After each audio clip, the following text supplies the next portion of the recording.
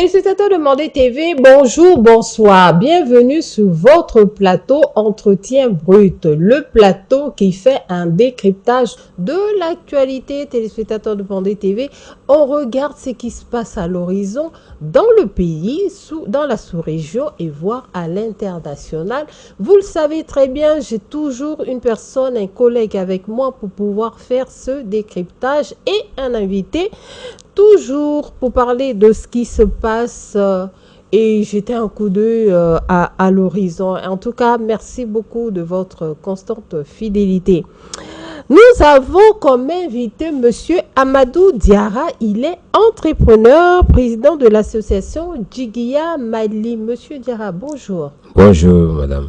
Merci de vous joindre à nous pour faire ce décryptage. Merci vraiment de m'avoir invité. Je suis très content ce soir d'être là et à discuter du pays et national et à l'international. Des actualités aujourd'hui, je suis très content car il faut souvent ces gens de plateau pour éveiller beaucoup de personnes qui ne sont pas dans le bain comme les autres. Merci vraiment, beaucoup. Je vous remercie. Merci beaucoup. On salue la diaspora par la même occasion. Et j'ai aujourd'hui Madame Assetou Diarra. Voilà, Madame Assetou Diarra, journaliste, reporter à Nouvelles du Mali. Assetou, ça va? Ça va très bien, Fadi. Ça se voit, n'est-ce pas? Oui. C'est les vacances. Pour bientôt. On court plus trop pour les enfants, l'école. Pour bien trop. On souffle. Il n'y a pas d'école, c'est vrai, mais c'est pire encore. Parce que là, ils sont sur nos dos. C'est pire encore. Il faut les occuper, mais bientôt. Bonjour à tout le monde en tout cas, et ravi d'être là comme d'habitude. C'est un plaisir en tout cas. Téléspectateurs de Mandé TV, sans plus tarder, nous allons à nos dossiers, notre actualité. Voilà, l'actualité qui prédomine, ça s'est passé le 12 août dernier. On a eu la visite du premier ministre de la République du Sénégal, Monsieur Ousmane Sonko. Diarra, vous avez regardé tout ça.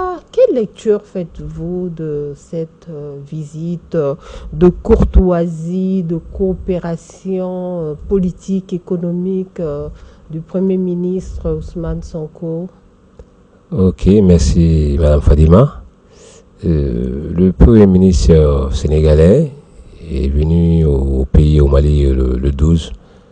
Je crois qu'il est venu voir son homologue Premier ministre au Mali et échanger avec le président de la transition, le colonel Assimi Goïta,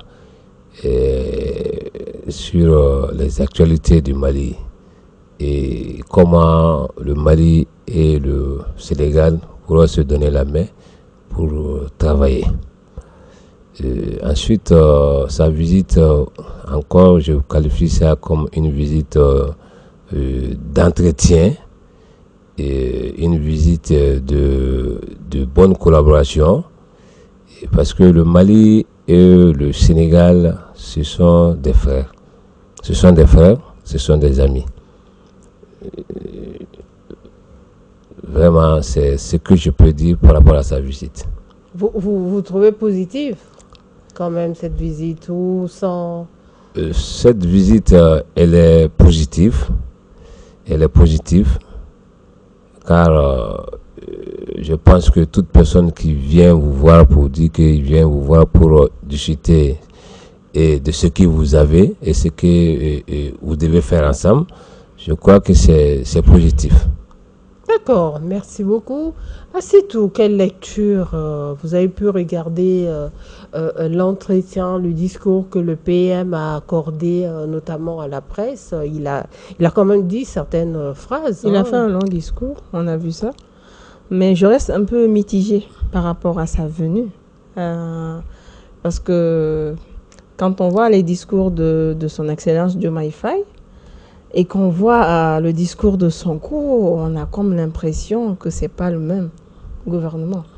C'est un peu bizarre. On reste un peu mitigé par rapport à quelles sont réellement les intentions de collaboration du Sénégal vis-à-vis du Mali. Parce que tout au départ, il faut reconnaître que les Maliens ont beaucoup soutenu Sonko lors des élections. C'était parce que, certains d'aucuns pensaient que le Sénégalais allait peut-être rejoindre l'AES, l'Alliance du Sahel. Si. Et quand on a vu les différents discours qui sont venus, où ils ont carrément démenti qu'ils ne vont pas adhérer à l'AES, et après les nombreuses visites que Diomaye Faye a effectuées dernièrement en France, qui sait que la cote de la France au Mali, ça souffre énormément auprès des populations. Et donc, finalement, il y a cet aspect où les Maliens se disent que, bon, le Sénégal n'est pas trop là. Mais dans le discours de Sonko, on a plutôt l'impression que c'est vraiment une main tendue à la fraternité, à la collaboration, à même aller ensemble, parce qu'il dit qu'il comprend les intentions du Mali. Mais alors que Diomaye Faye et lui, son excellence, il était censé même venir discuter ici du Mali, du retour du Mali à la CEDEAO. Donc, je reste assez mitigée. Finalement, est-ce que on nous souffle du froid pour après nous envoyer du chaud, ou alors derrière, qu'est-ce qu'il y a?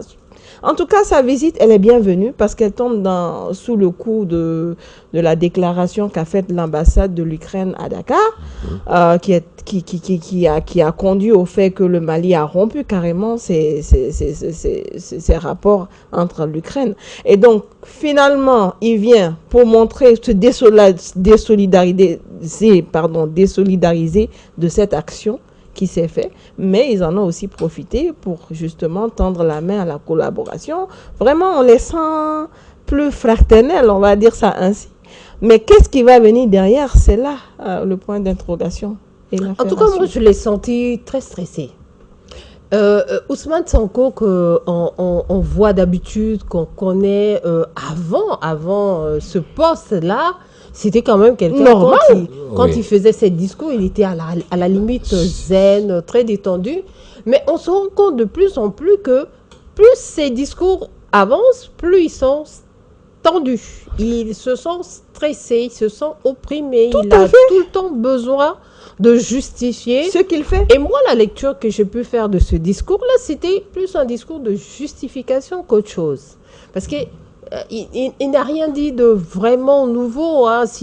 Et les messages, les phrases étaient quand même assez claires. Quand il fait dire le panafricaniste, les Africains doivent être réunis. Vous pensez à quoi par rapport à ça? Quand il dit que les Africains doivent être réunis, ce côté-là, je crois que il a parlé un peu en parabole, parce qu'il ne veut pas s'avancer dans la parole. Sinon, en temps normal, les Africains, normalement, doivent s'unir.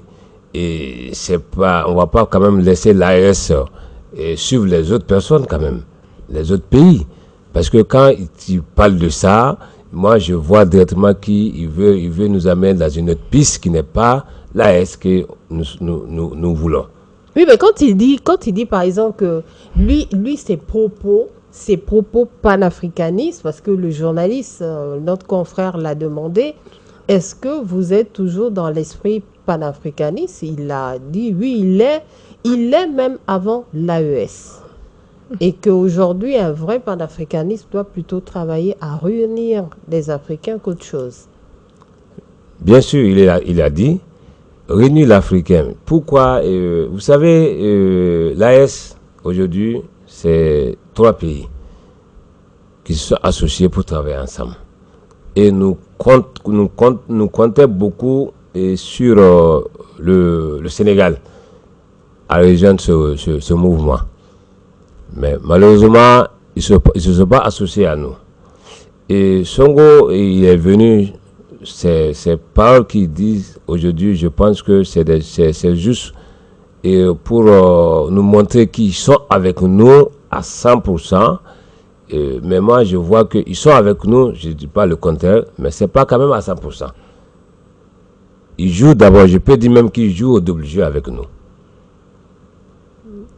Ils sont de l'autre côté et ils sont de l'autre côté. Il faudrait choisir vraiment. C'est quoi ces deux côtés? Les deux côtés, c'est quoi? C'est que nous, au Mali, le Niger, nous, on a choisi l'AES.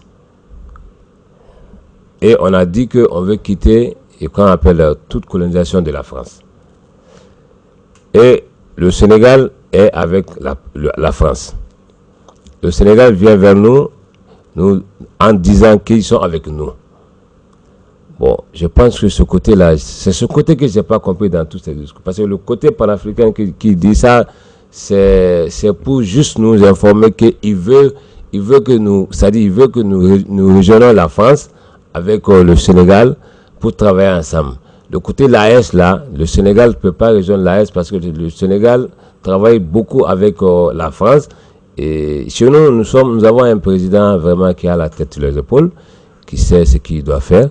Donc il n'est pas élu démocratiquement. Il est venu comme tout le monde le sait. Donc il n'est pas comme les autres présidents. Mais si on doit travailler avec le Sénégal, ça ne sera pas peut-être avec la France quand même.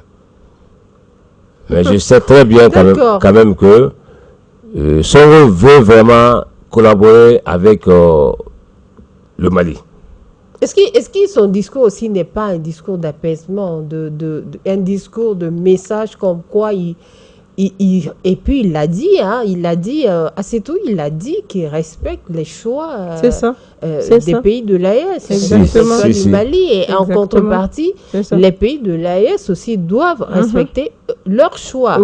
Oui, je suis d'accord avec ton analyse du fait qu'on le sentait stressé, mais c'est normal parce que tantôt vous avez dit tant, maintenant vous revenez sur tant, donc ce qui fait que forcément il n'est pas à l'aise dans cette situation. Et ça peut se comprendre qu'il ne soit pas du tout à l'aise.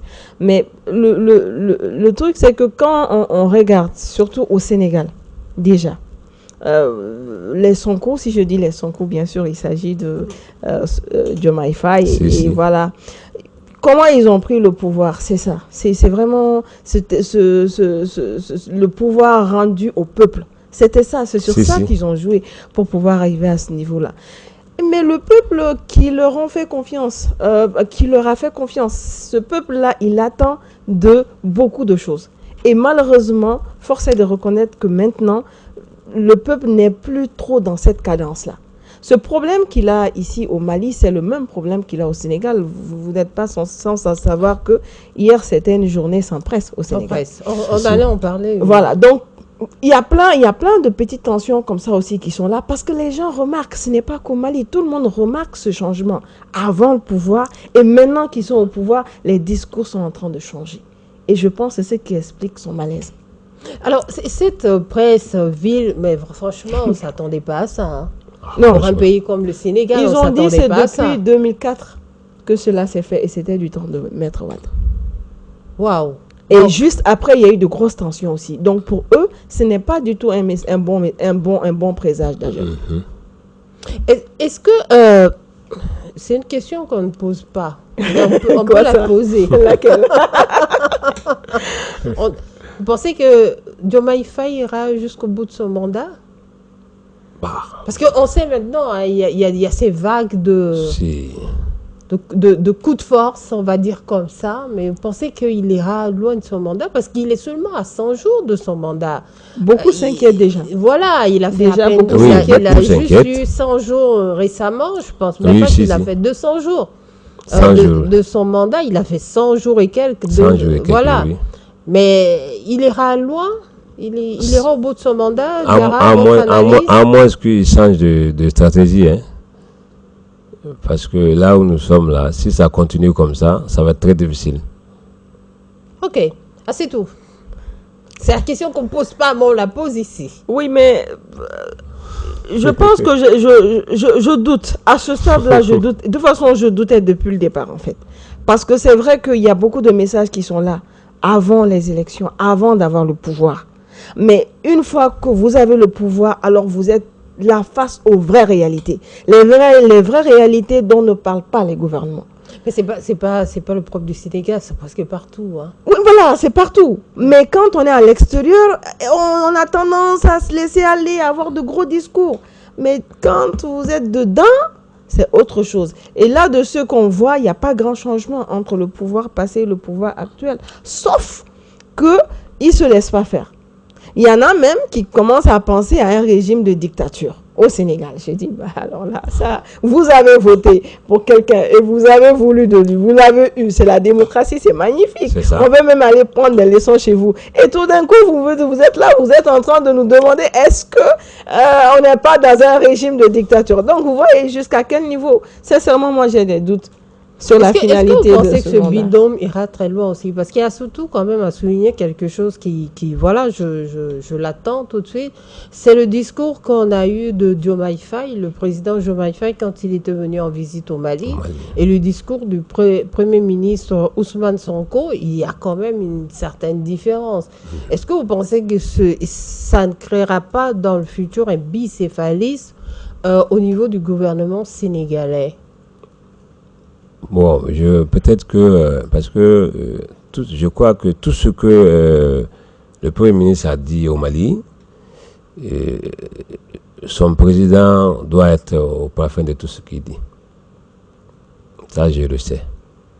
Mais les discours ne sont pas pareils. C'est pas pareil, mais... Oui, mais peut-être quelque chose a changé aussi entre temps. Justement. Voilà. Bon, comme c'est les deux et qui se sont associés à travailler ensemble jusqu'à ils ont eu le pouvoir. Et jusqu'à preuve du contraire, je crois que si le Premier ministre doit quitter au Sénégal, venir au Mali, tout ce qu'il doit venir dire ici, le président doit être au courant de ça. D'accord, c'est tout. Qu'est-ce que... Moi, je pense que la situation a évolué depuis là. Parce que même quand on a demandé à ce que Diomaye Faye vienne au Mali pour négocier avec le Mali la sortie de la CEDEAO, ben, entre-temps, il y a eu beaucoup de vagues, notamment sur les réseaux sociaux, aussi un peu partout d'ailleurs. Il y a beaucoup de vagues sur la question. On a dit, oui, on attend de BFM qui viennent au Mali. Donc, il y a quand même eu cette tension-là qu'on a sentie entre le Mali et le Sénégal. Donc, c'est justifié que Sonko vienne maintenant, cette fois-ci, au lieu d'être émissaire de la CEDEAO, mais venir en tant que frère africain. Je pense que c'était ça le message. Nous sommes un frère africain. Nous avons les mêmes réalités presque. Nous avons la même manière de voir les choses, malgré que vous êtes de l'AES et que nous sommes de la CEDEAO. Je pense que ça, à ce niveau, ça se comprend. Maintenant, c'est où ils veulent aller maintenant. Parce que clairement, aux yeux de la CEDEAO, il doit faire la médiation. Et nous, ici, aux yeux de l'AES, il n'est pas question de médiation. Il est même plutôt question que le Sénégal rejoigne l'AES. Donc, c'est un peu ça. Pour moi, c'est évident que c'est la situation qui a évolué, mais où est-ce qu'on va? C'est ça la vraie question maintenant. Où est-ce qu'on va avec le Sénégal? On a vu le médiateur de la CEDEAO, Goodluck Jonathan, qui a été à la limite malien. Parce qu'il était tellement il est venu que au Mali. Tellement il est venu plusieurs fois, mais finalement, ça a été un échec. Il n'a pas pu aboutir à quelque chose d'assez probant. Vous pensez que Diomaye Faye, c'est déjà voué négatif d'avis, d'avance, je veux dire? Est-ce qu'avec tout ce qui se passe aujourd'hui, il pourra faire cette médiation? C'est impossible. C'est impossible. C'est impossible. À vous, c'est carrément très tranché. C'est impossible. Mais il peut se ressaisir, il peut revenir sur certains aspects. Peut-être qu'il faut aussi, comme on le dit, quand un bébé apprend à marcher, des fois il faut qu'il tombe un petit peu avant de pouvoir. Donc peut-être qu'avec la mouvance qui va se passer ces jours-ci entre la presse et le gouvernement au Sénégal, il pourra dire, oula, attends, je me remets en cause. Bon, ça peut être arrivé, mais moi je ne pense pas si ça sera possible. D'accord, parce que quand vous voyez le Sénégal est allé très loin de ses idées, je ne pense pas qu'il pourra faire un retour. D'accord, pour vous, en tout cas, c'est voué d'échec. Hein. C'est voué à l'échec. À l'échec déjà. On verra tout ça. Ça, c'est le Sénégal. Voilà le pays voisin. En tout cas, on a été ravis de cette visite. Bon, ce sont mes maris. Hein. Voilà. C'est mon mari est sénégalais. Donc. Bon, quand vous allez partir au Sénégal, essayez peut-être de faire quelque chose pour cette médiation qui jusque-là n'arrive pas à aboutir. Voilà. On a notre second dossier sous la main. Voilà, c'est un dossier un petit peu triste, on dira, parce que c'est un dossier qui concerne les FAMA. S'il s'agit des affrontements au niveau des Tizawaten, voilà, la situation est toujours très, très, très tendue. On a perdu des hommes, des femmes sur le terrain, des femmes qui défendent la patrie malienne. Et vraiment, sincère condoléances aux familles. On s'incline tous devant les dépouilles et bon rétablissement aux blessés. Nous sommes vraiment de tout cœur. Le plateau de Mandé TV, les plateaux de Mandé TV, notamment Entretien Brut, est de tout cœur avec notre armée. Voilà, la bataille entre autres se poursuit. Ça devient très compliqué, on dira. Monsieur Diarra, vous, votre regard de tout ça? Aujourd'hui, la Taouzanite, je crois, aujourd'hui, la tension est Tizawaten, la tension est montée à un moment donné, mais je crois que dans ces derniers temps, ça va. Ça va, on n'a pas récupéré le territoire. Ah, mais ça va parce que nos femmes, ils ont mis des stratégies en place. Et je crois qu'il n'y aura plus de guerre là-bas encore. Hein, parce que déjà, il y a des stratégies qu'ils ont mis en place. Et je crois que le territoire est déjà vide. Il n'y a personne sur le territoire. Seulement aux alentours de cette ville, aux alentours, il y a peut-être des petites retouches qu'ils doivent faire seulement. Sinon, je pense que là-bas, actuellement, ça va. D'accord. Nous sommes inquiets, mais ça va. Oui, la frontière avec l'Algérie, la géopolitique, géostratégie qui se joue notamment dans cette zone-là. On a vu les groupes rebelles revendiquer les attaques, pas mal. En plus, cette zone, pourquoi on en parle aujourd'hui? Parce que notamment, vous l'avez évoqué un petit peu, avec la sortie de l'ambassadeur ukrainien au Sénégal, le Sénégal n'est pas en tant que tel concerné par ce qui se passe dans la zone, mais c'est vraiment géostratégie. Donc, quelle projection pourrons-nous faire par rapport à cette guerre entre la Russie et l'Ukraine? Est-ce que le Sahel va être un territoire sur lequel il y aura des affrontements dans le futur? C'est la grande question qu'on pourra notamment se poser. Vraisemblablement, c'est le cas. Malheureusement, il faut reconnaître que c'est le cas. Et c'est dommage, parce qui l'aurait cru? Je veux dire, quand j'ai vu les premières informations qui sont tombées, au départ, moi, j'y croyais pas. C'est quand j'ai vraiment vu les vidéos des soldats tomber, vraiment paix à leur âme, autant du côté étranger que malien, vraiment, c'est là où... En fait, c'est incroyable. Une guerre qui commence au loin là-bas entre la Russie et l'Ukraine, qui ouvre un deuxième front ici jusqu'au Mali, c'est incroyable, c'est tout à fait incroyable. Et depuis que il y a eu justement cette alliance avec la Russie où ils se sont mis ensemble pour mener ce combat dans le nord du Mali, on n'avait jamais vu ça, c'est la première fois. Et comme on a l'habitude de le dire, on entend un peu partout la montée en puissance des femmes, la montée en puissance des enfants, c'était toujours ça. C'est pour la première fois qu'à Tizawaten, on entend parler de ce genre d'affrontement où on voit des corps, carrément c'est vraiment, ça fait peur. Ça fait peur et en plus l'Ukraine ait le courage de revendiquer cela. Mais quelle audace! Quelle audace, on va dire ça. C'est quelle lecture vous avez fait, par exemple, de l'Ukraine? L'Ukraine aurait pu rester en sourdine. Tout à fait. On l'aurait pas su. On n'aurait pas su. Des rebelles. Oui. L'Ukraine ne devait pas même s'impliquer dans ça. Oui, mais c'est une délocalisation de ce qui se passe avec la Russie. Oui. Maintenant, stratégiquement, on sait que la Russie... En fait, je combats ton ami, c'est comme si je te combattais. Si, c'est clair. Voilà. Quelle projection on peut y avoir? Parce qu'on est sûr que nos gouvernants, notamment les gouvernants de l'AES, prennent tout ça à cœur. Il y a même dans la zone du Liptako-Gourmba une coalition de nos militaires. Voilà, le Burkina, le Niger soutient et renforce l'armée malienne. Oui. Quelle projection?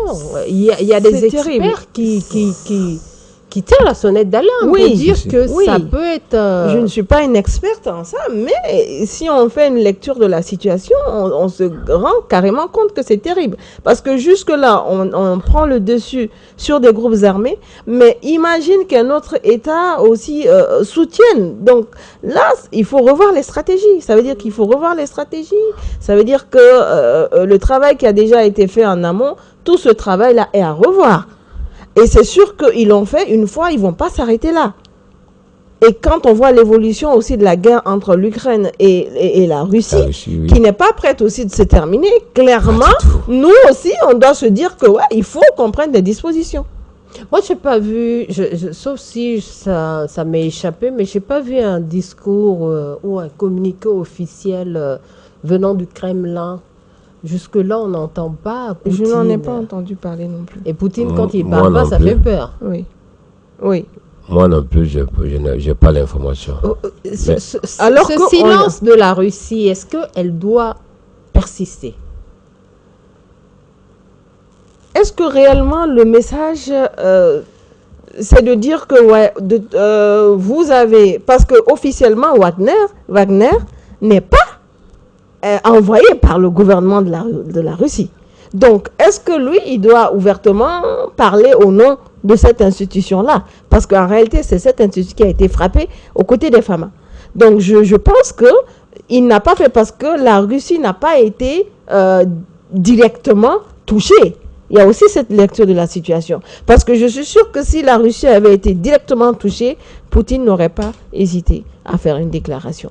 Mais cela ne veut pas dire que le soutien, ou bien alors qu'ils ne font rien. C'est très différent. Moi, j'ai entendu parler qu'il y avait du matériel. J'ai quelques doutes. Je n'ai pas réellement vérifié. On n'a pas eu la confirmation. Voilà, de l'information. Donc, effectivement. Mais c'est pour dire que bien sûr qu'ils ne vont pas rester là. Parce qu'ils savent que le Mali est un allié de la Russie. Et si l'Ukraine arrive à avoir le dessus sur le Mali, c'est quelque chose qu'ils vont perdre au niveau de la Russie. Donc, ils ne vont pas rester dehors. Qu'ils le déclarent ou pas. Et réellement, je ne vois pas trop l'importance d'envenimer la situation, surtout que l'Ukraine, pour moi, ne devrait pas s'afficher clairement dans cette bataille qui ne la concerne pas. Justement, c'est quelle lecture on devrait faire de l'affichage, si on peut le dire comme ça, de l'Ukraine? Parce que un seul coup, et puis vous vous affichez, c'est quand même de l'audace. Si. Quelle lecture on peut faire, M. Diarra? Bon, je crois que l'Ukraine, la lecture que je fais, c'est juste pour juste... Bon, ils sont venus peut-être parce qu'ils savent très bien que nous sommes avec la Russie. Donc, ils viennent se présenter. Bon, il ne dirait pas qu'ils sont venus peut-être juste pour se faire voir. Et montrer au Mali que voilà, eux, ils sont voilà, ils sont pas avec la Russie, créer d'autres anomalies entre d'autres pays même et le Mali. Sinon, je pense pas qu'ils sont là pour ils sont venus juste pour la guerre, mais ils sont venus juste pour s'afficher directement, hein, pour montrer au Mali qu'ils sont pas avec le Mali.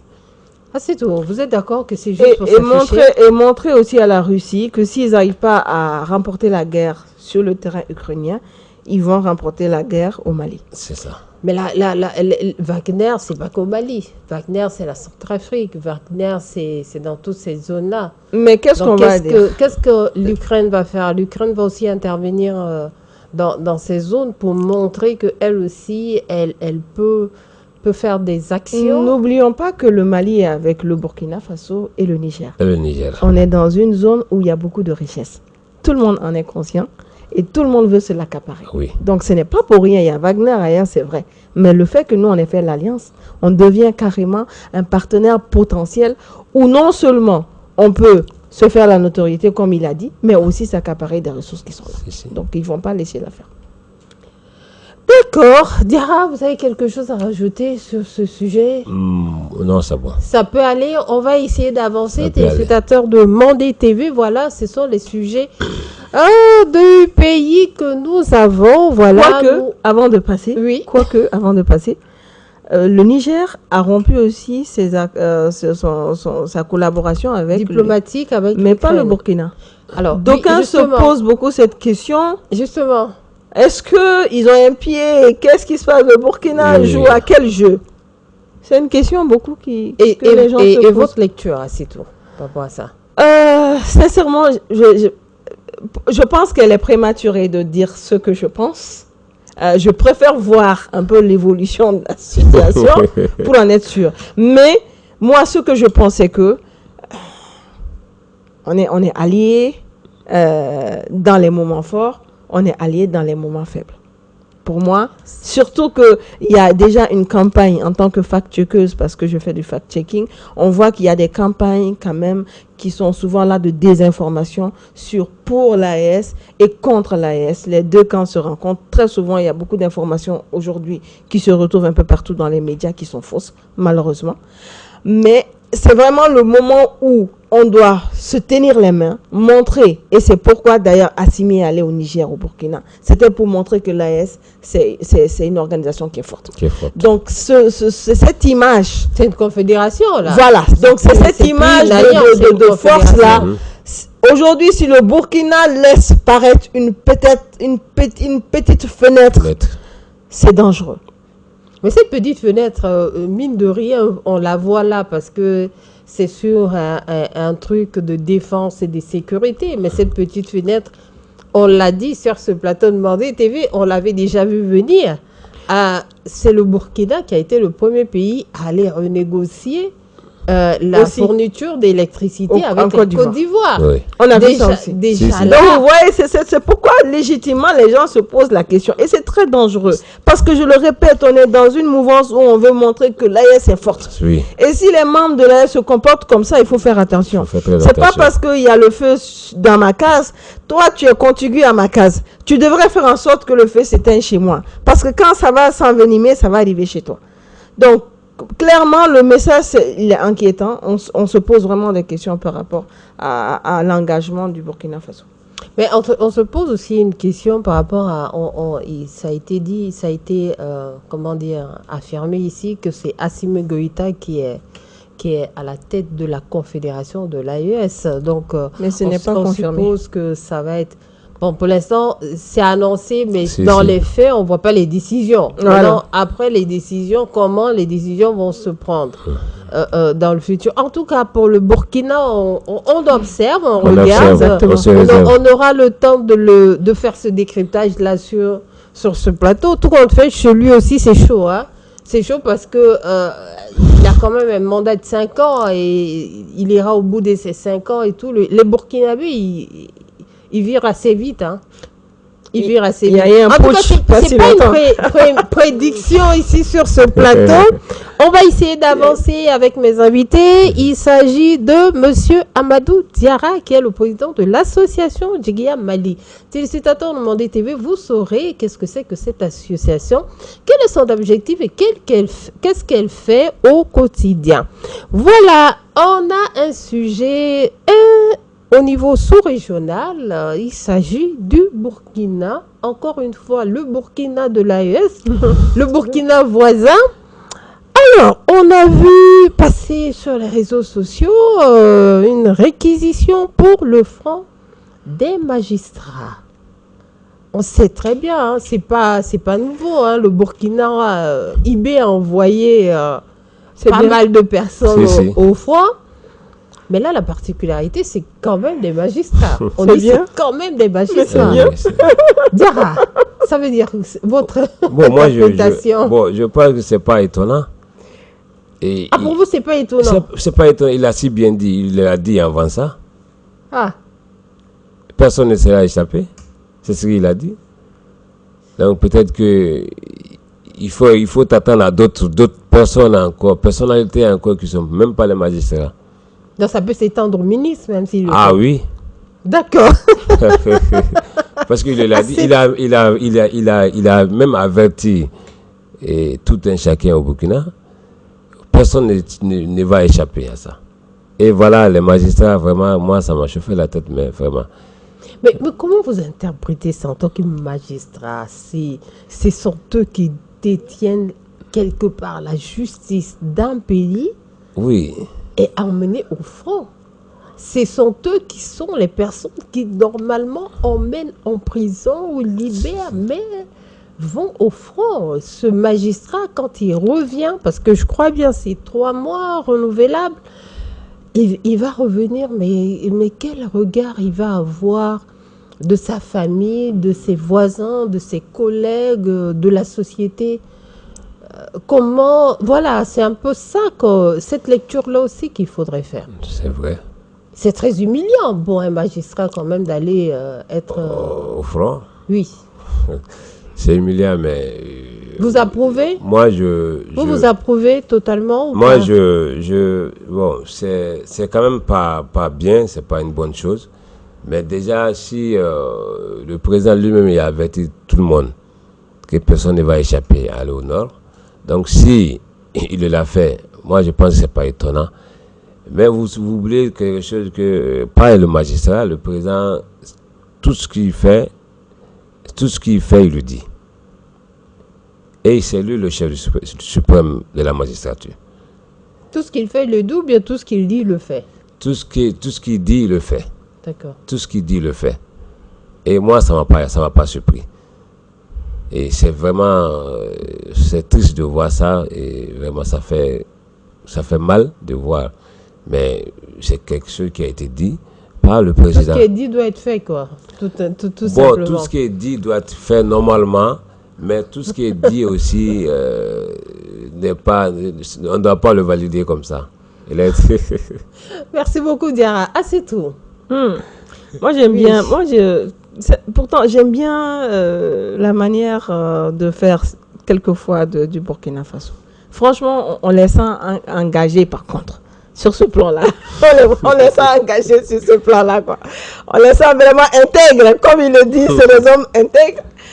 Parce que, en fait, je vois pas trop le problème.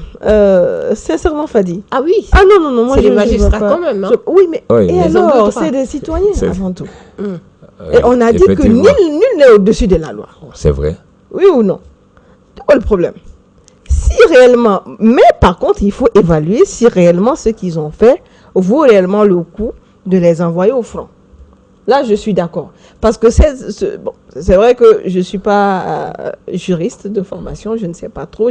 La lecture que j'ai faite du document, je n'ai pas bien compris pourquoi réellement on les envoie au front. Qu'est-ce qu'ils ont réellement fait de si mauvais? Parce que À ce point. Voilà.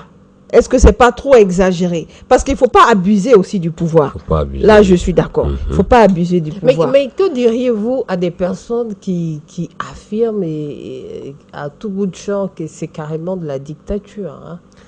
Il faut le reconnaître ou pas? Moi, je ne dirais pas que c'est de la dictature.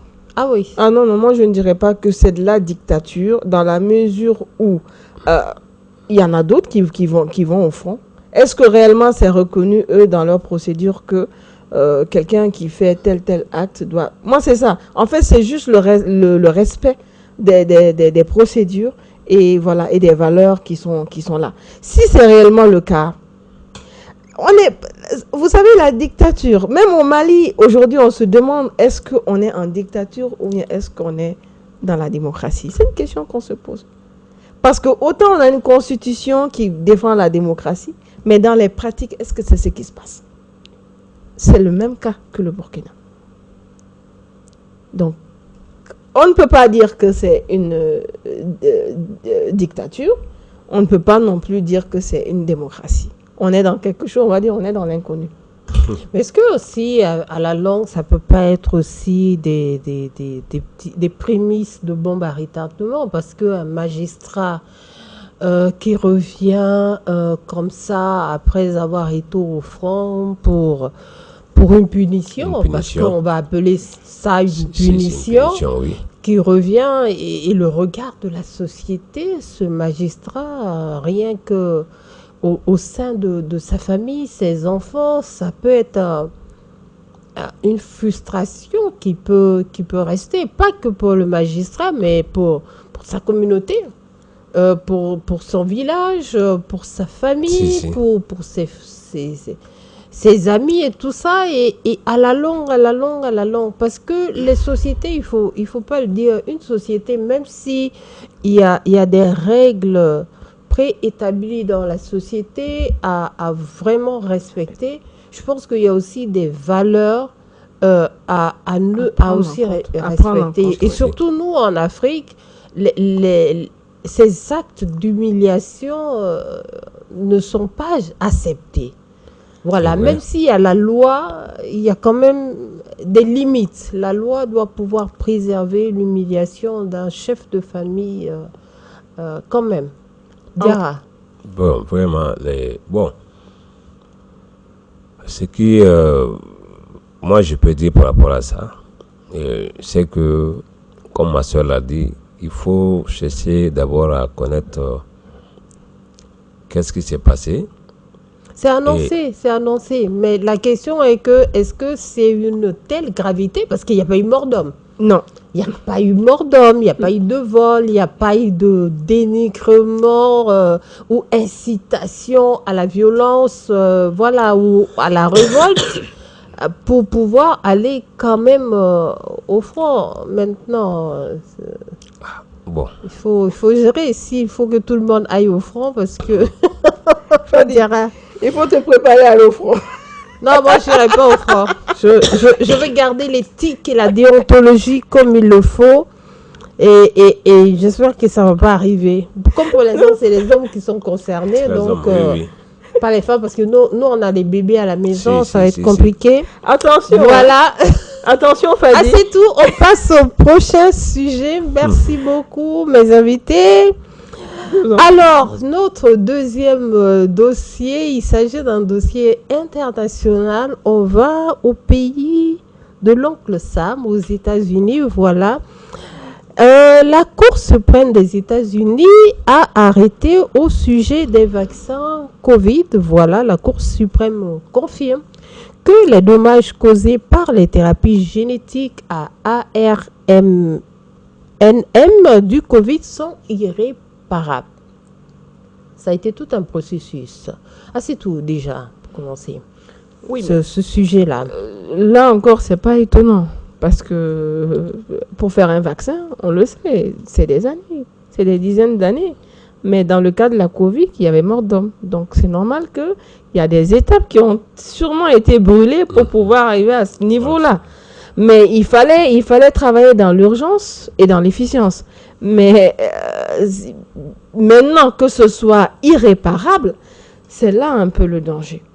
Et je pense que ce procès, là où il est tenu déjà aux États-Unis, et ça a suivi tout un processus pour arriver jusqu'à la plus grande instance. Parce qu'au-delà de ça, il n'y a plus aucune autre juridiction qui peut parler de cette affaire-là.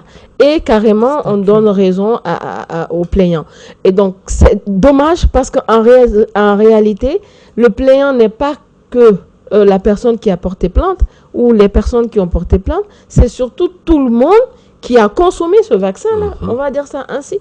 C'est un peu dommage, mais c'est aussi de tirer un peu l'alarme de sonnette sur les manières dont sont élaborés ces vaccins-là dans les années à venir, surtout dans des cas d'urgence comme cela. Voilà. C'était un risque à prendre. Peut-être que beaucoup de procédures ont été sautées. Oui, pour pouvoir arriver. Peut-être aussi qu'il y a eu des interdits aussi qui se sont faits pour arriver à ce stade où c'est irréparable. Mais il faut surtout prendre leçon de cette situation pour que cela ne puisse plus arriver. En tout cas, il s'appelle Robert Kennedy, comme l'ancien président des États-Unis, John Kennedy, on dira ici. Il allait vent debout contre tous ces lobbies, des puissants d'industrie pharmaceutique américaine. En tout cas, il n'a pas lâché l'affaire et il est arrivé. Mais la question est de savoir, nous autres Africains, par rapport à ces vaccins Covid. Diarra, vous êtes vaccinés quand même ou pas? Non. Bon, heureusement pour vous. Heureusement. Mais je crois que le cas du Mali et les États-Unis, c'est pas pareil. On compare pas, mais quand même, au Mali, on a eu à traiter cette période de Covid avec notamment la vaccination de pas mal de personnes. Ça interpelle.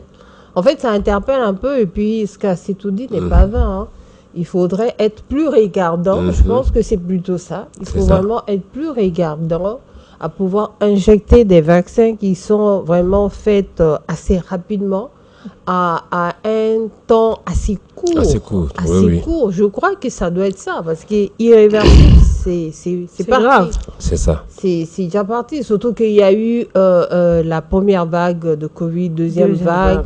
Et il fallait aller au premier vaccin avec un rappel. Ils étaient même allés, je crois, à certaines périodes jusqu'à 3-4 vagues. Et puis le problème aussi, c'est qu'ils ne disent pas irréparable quoi. On ne sait pas c'est quoi. En fait, il faudrait aussi qu'il y ait une bonne communication autour de cette affaire pour qu'on sache réellement qu'est-ce que cela va faire sur notre corps ou quelles sont les conséquences ou quels sont les effets indésirables qui vont venir après, afin que les gens puissent se préparer à ça. Je crois que les effets indésirables, déjà, ils avaient été évoqués un petit peu. Mais de façon officielle. Ouais. Bon, de façon officielle. Pas aussi pour alarmer parce que c'était à chaud. Il y avait le Covid, c'était à chaud. Les gens mouraient, on n'arrivait pas à comprendre. Mais je crois bien que certaines catégories de personnes, notamment ceux qui ont un peu de problèmes déjà à la base de tension, diabète et tout ça, devaient faire attention, devaient faire même beaucoup de rappels parce que tout à fait. On avait vu, on avait vu que pas mal de diabétiques étaient allés jusqu'à faire 4 rappels du vaccin parce que le vaccin, je crois, c'était un vaccin avec un deuxième rappel et puis c'était suffisant, mais il y a eu pas mal de vagues. Donc après il y a eu il y a des scientifiques qui ont quand même sorti des documents par rapport à ça, notamment au niveau des femmes. Au niveau des femmes, il y a des femmes qui ont eu des petites complications d'ordre génital, d'ordre de procréation et tout. J'ai un peu pioché, regardé un petit peu ce qui se passait. Sur ce plateau, je ne vais pas alarmer, ce n'est pas le but quand même d'alarmer, de faire peur aux gens, mais c'est un sujet, une actualité quand même mondiale. Et moi, j'aimerais bien savoir ce que pense l'Organisation mondiale de la santé, par exemple, parce qu'on a vu aussi le dirigeant de cette organisation, comment il était à cheval pour que les populations se fassent vacciner. L'Organisation mondiale de la santé, vous les interpellez ou pas, au moins? Normalement, ils doivent être interpellés dans cette situation. Parce que je sais les acteurs principaux de la chose, ils doivent s'impliquer. Ils doivent aussi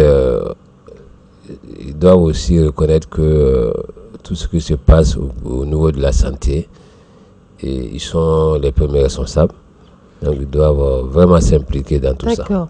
On verra bien ces jours-ci si l'Organisation mondiale de la santé communique là-dessus et nous dit réellement ce qu'ils en pensent de cet arrêté. Voilà, approuvé ou pas approuvé, quelle sera la suite? Robert Kennedy, après cette décision de justice, c'est surtout ça, demandera peut-être réparation.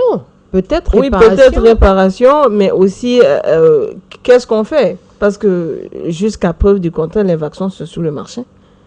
Sont toujours sur le marché. Donc, est-ce qu'il faut tous les ramener? Qu'est-ce qu'il faut faire concrètement?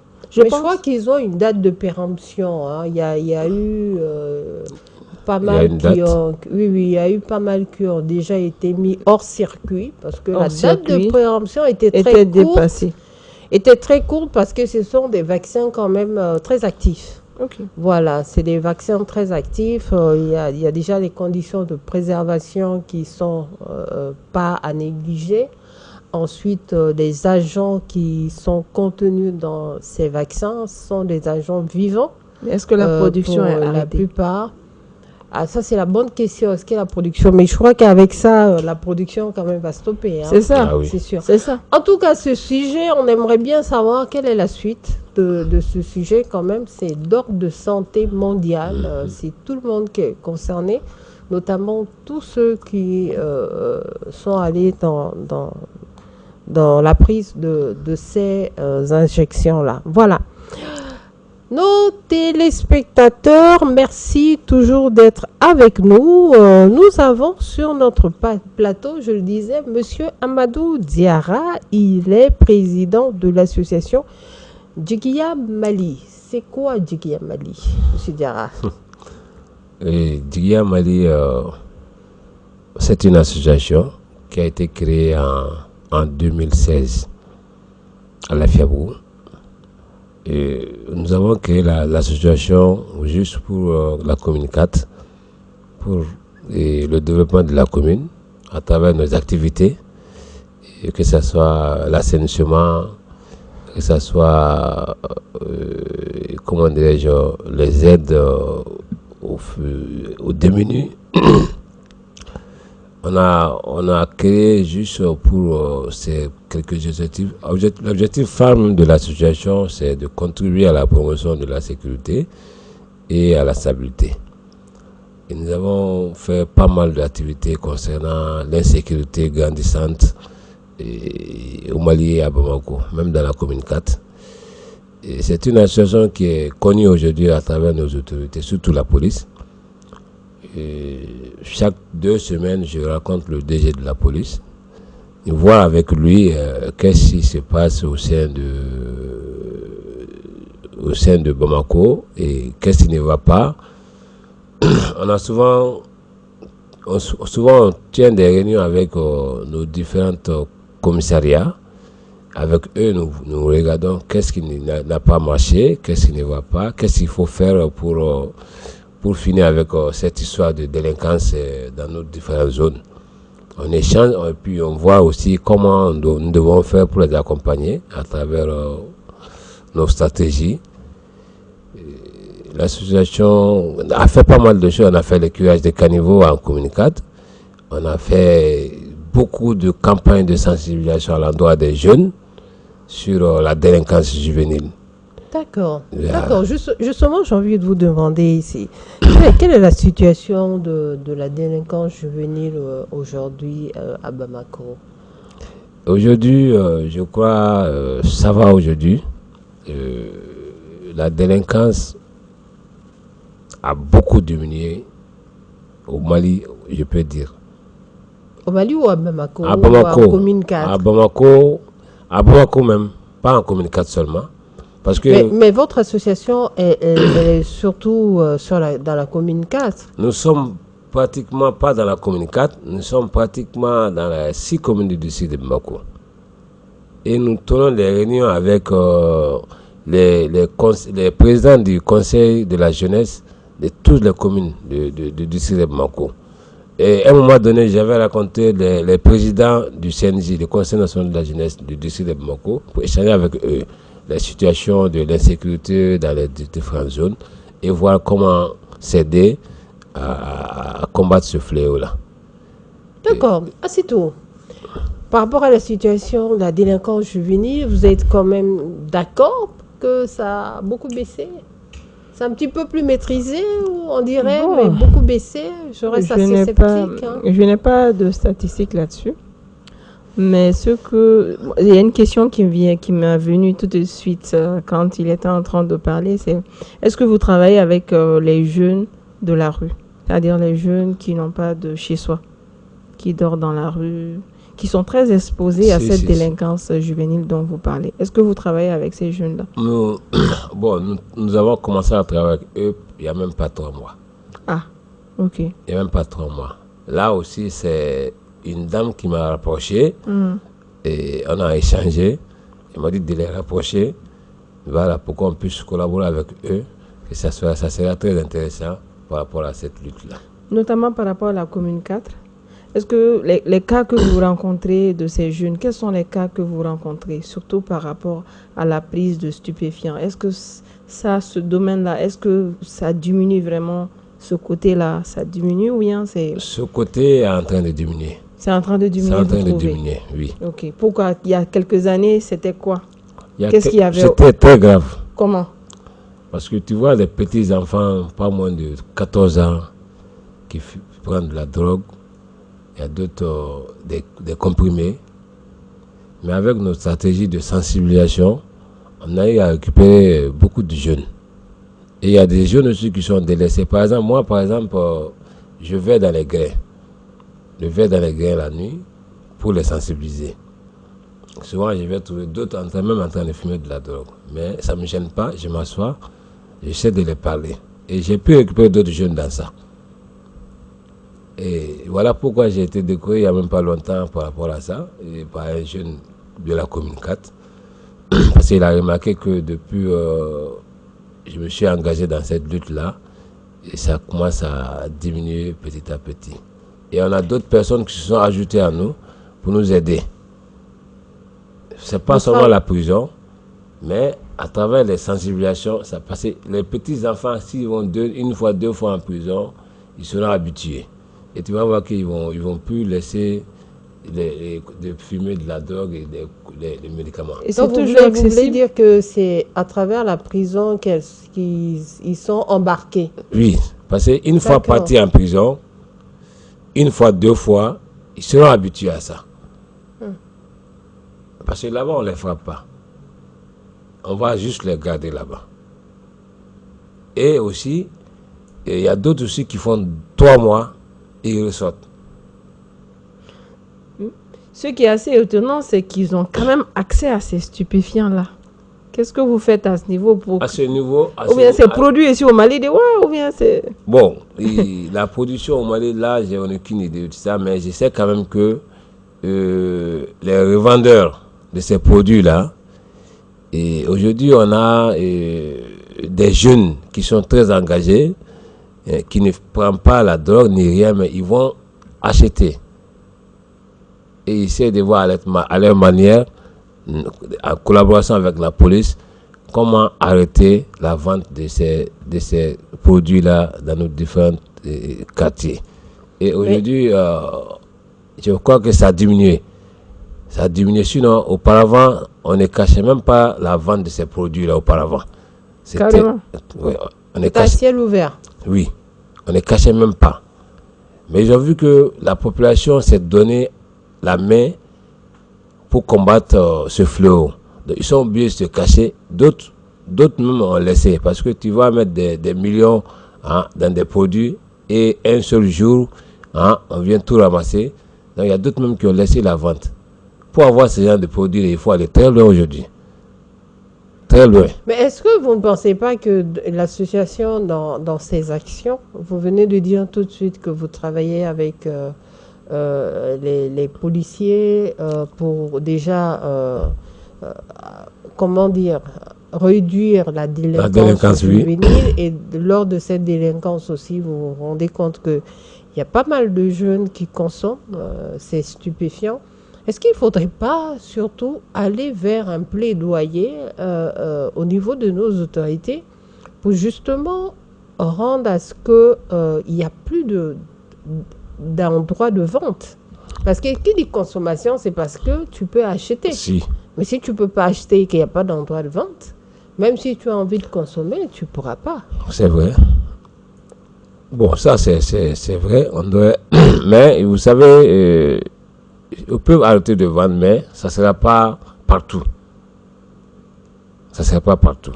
Parce qu'il y a tellement de saisies de ces produits-là chaque jour, chaque 2 jours, que je vois souvent à la télé et je vois aussi, souvent même on m'envoie ça en inbox. Quand il y a des choses comme ça, il y a des commissaires qui m'envoient ça juste pour les preuves. Voilà. Donc il y a tellement de saisies de ces produits-là. Et moi, ça me tente de voir chaque fois qu'il y a tout le temps des revendeurs de ces produits. Est-ce que vous avez déjà fait une investigation et essayé de savoir d'où viennent ces produits? D'où viennent ces... Parce que vous êtes sur le terrain, vous parlez à des jeunes. Il ne faut pas consommer, mais il faudra aussi se poser la question à savoir, mais d'où ça vient ces produits? Est-ce que c'est des produits qui sont faits ici et reconditionnés ici au Mali, ou ça vient de quel pays? Je peux comprendre que vous ne voulez pas indexer qui que ce soit. Je crois que j'ai fait déjà cette lecture-là. Mais d'où viennent ces produits? En Europe, par exemple, il faut le dire, il ne faut pas être dans ce tabou, ce déni-là. On sait qu'en Europe, il y a pas mal de au centre de l'Europe, ce sont des produits qui viennent généralement du Maroc, de l'Espagne, de ces pays-là. Est-ce que le Mali aussi bénéficie via ces mêmes pays ou bien tout est fait ici sur place? C'est pas par magie quand même que ça arrive. Non, pas du tout. Bon, je sais que quand même ça se produit pas ici. Ça vient d'ailleurs. Ça vient d'ailleurs, surtout les comprimés. Les comprimés. Ah oui. Ça vient d'ailleurs parce que vous avez une fois vu la drogue. À part la télé. À part la télé, vous n'avez pas touché à ça? Du tout. Ah, d'accord. Ah oui, du tout. Donc, les comprimés, je suis totalement encore perdu. Je me dis comment les comprimés. Les comprimés, c'est pas ici. C'est pas ici. C'est des médicaments détournés ou mais les herbes? Les herbes aussi, c'est pas ici. C'est pas au Mali. C'est pas au Mali. C'est pas au Mali. Moi, dans les saisies des policiers, j'ai une fois vu ces genres de choses, j'ai même touché ces produits qui ne sont pas ici. Mais même, j'ai posé la question à un commissaire, et aujourd'hui, il n'est même pas commissaire, il est à un haut niveau aujourd'hui. Il dit, mais là où sont ces genres de produits? Jusqu'à nos jours, je n'ai pas eu ma réponse. Parce que lui aussi, c'est même pas là où sont ces produits-là. Mais il sait quand même que la vente, c'est partout. Bon, ça veut dire que le problème, il faut vraiment le prendre à bras le corps. Parce que tant qu'on ne sait pas d'où ces produits viennent, ça veut dire qu'ils viendront en quantité. C'est ça. C'est cette ligne-là qu'il va falloir essayer de briser. Seulement. En tout cas, Monsieur Diarra, merci beaucoup. On ne saurait vous libérer sans savoir, selon vous, pour nos téléspectateurs, et je suis sûre qu'il y a beaucoup de parents qui vivent cette situation-là, quelle est la solution ultime pour éradiquer ce fléau? En une phrase. La solution, oui, c'est d'abord nos parents qui doivent bien encadrer les enfants à la maison. La mauvaise fréquentation, il faudrait qu'ils essaient d'arrêter ça. Il faut beaucoup suivre ton enfant, ta fille, toi, ton jeune garçon. C'est la personne dont il fréquente. C'est d'abord ça commence. Parce qu'une mauvaise fréquentation peut t'amener à prendre du n'importe quoi.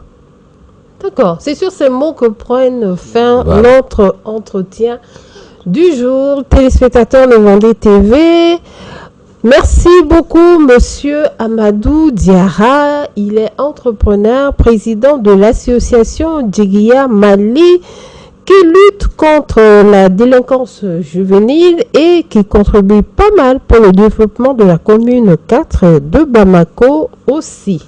Monsieur Diarra, merci. Merci. Ah, c'est tout. On se dit à la prochaine. On va même dire bonnes vacances du côté de voilà, vous faites un coucou à qui de droit là-bas, je vais pas citer. Voilà. Surtout pas. Surtout pas. Après tout ce que j'ai dit ici. Bon, ben oui, on se dit, surtout que cette semaine, c'est vrai qu'on a un peu parlé aussi de l'orientation des enfants. Le baccalauréat est sorti il n'y a pas si longtemps. Il faut aider vos enfants à choisir leur filière, leur carrière. Et on incite les jeunes filles à aller vers les filières du numérique. Exactement. Exactement. Merci beaucoup. C'était un plaisir d'être sur ce plateau aujourd'hui. Téléspectateurs de Vendée TV, voilà, ainsi prend fin notre plateau, votre plateau, je voulais dire, Entretien Brut. On se dit à la prochaine. Allez-y sur les pages YouTube, Facebook, Vendée TV, Reflet du Mali. Mais en attendant, restez sur les ondes de Vendée TV. On se dit à la prochaine.